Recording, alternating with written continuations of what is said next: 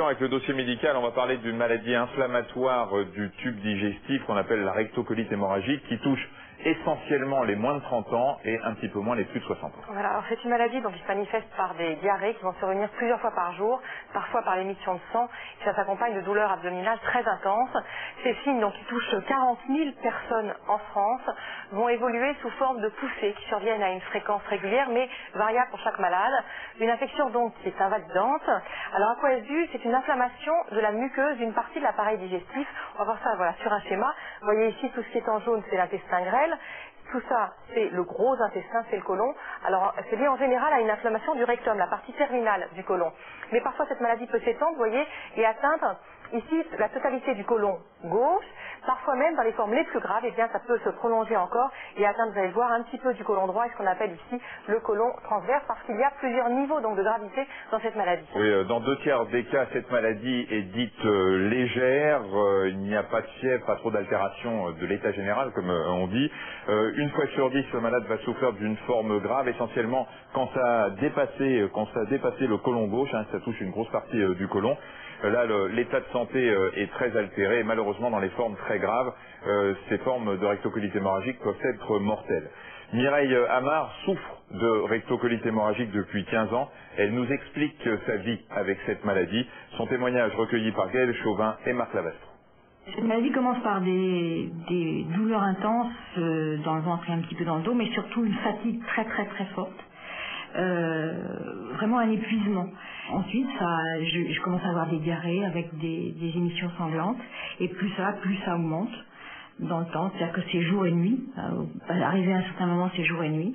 Et tant que j'avais pas pris jusqu'à présent de la cortisone et à très forte dose, ça ne se calmait pas.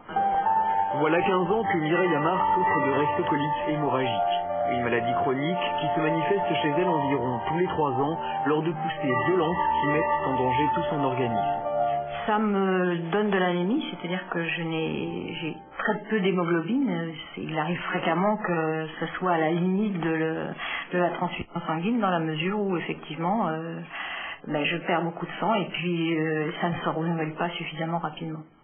Pour éviter le surmenage, la fatigue, qui sont autant de facteurs déclencheurs des poussées inflammatoires, Mireille a dû adapter son mode de vie, même en dehors des périodes de crise. J'ai été obligée de travailler à temps partiel parce que c'était extrêmement fatigant de travailler à temps plein, je ne pouvais plus. Autrement, j'essaye, dans toute la mesure du possible, de vivre tout à fait normalement et de rien changer à ce que je faisais auparavant. Elle a quand même dû modifier aussi son alimentation. Pendant les 8 à 10 semaines que dure le calvaire des crises, le régime doit être très strict. En période de crise, ce sont essentiellement des tomates crues que je vais consommer. C'est le plus gros de mon alimentation, avec de la viande et du riz que je vais pas tarder à faire cuire là, bientôt. Soigner son alimentation, faute de pouvoir soigner la maladie. Cortisone et immunodépresseurs ne font qu'apaiser la souffrance. La rectocolite, à ce jour, ne se guérit pas. Voilà, sachez encore que la rectocolite hémorragique fait partie plus largement des affections inflammatoires de la muqueuse digestive. Il y en a plusieurs, comme la maladie de Crohn. Il n'est pas toujours facile d'identifier celle qui est en cause. Et c'est la coloscopie qui est le mode de détection le plus fiable de la rectocolite. Elle permet d'examiner la muqueuse du rectum, l'intérieur, ainsi que du côlon, et d'effectuer une biopsie, un prélèvement pour faire le diagnostic. C'est également un examen de référence pour suivre l'évolution de cette maladie. Le docteur Godbert nous explique les lésions qui caractérisent cette affection. Un reportage de Gaël Chauvin et Isabelle Gertebois. Sous anesthésie générale, l'examen de contrôle peut commencer. Cette patiente souffre de douleurs intestinales. Une coloscopie va permettre d'identifier l'origine de l'inflammation. On voit bien une muqueuse rosée avec un petit réseau de vaisseaux. La muqueuse n'est pas épaissie, elle n'est pas inflammatoire. Et donc c'est une muqueuse normale. Donc pas de rectocolite hémorragique dans son cas. L'exploration du côlon reste incontournable pour déceler cette maladie. La coloscopie est l'unique moyen pour aller voir les lésions, donc savoir à quoi correspondent les symptômes, et deuxièmement pour pouvoir faire un prélèvement de la muqueuse par une petite pince à biopsie qui elle seule va nous permettre après de faire le diagnostic, enfin de participer au diagnostic. Dans les cas de rectocolite, les atteintes de la muqueuse sont caractéristiques. Voici celles que les spécialistes ont recensées. Les formes les plus minimes sont des petites ulcérations un peu rouges qui saignotent limitées au rectum. À l'opposé, les formes les plus graves sont celles qui atteignent tout le côlon. Là, c'est ce qu'on appelle une colite grave avec un risque de perforation. On ne voit quasiment plus de muqueuse normale et il y a ces grandes bandes d'ulcération qui sont séparées par de la muqueuse qui saignote un tout petit peu, qui est inflammatoire. Dans les atteintes les plus graves, le patient risque de développer un cancer du côlon. D'autant plus que l'on maîtrise encore mal cette maladie. On ne connaît pas la cause de la rectocolite hémorragique et d'ailleurs nous ne savons pas la guérir. On ne peut pas en débarrasser définitivement les patients. La seule chose que l'on sache faire, c'est rendre les poussées de la maladie plus courtes, moins fréquentes et moins intenses. Et lorsque le risque de perforation est trop important, il ne reste qu'une solution, enlever chirurgicalement la partie du côlon abîmée.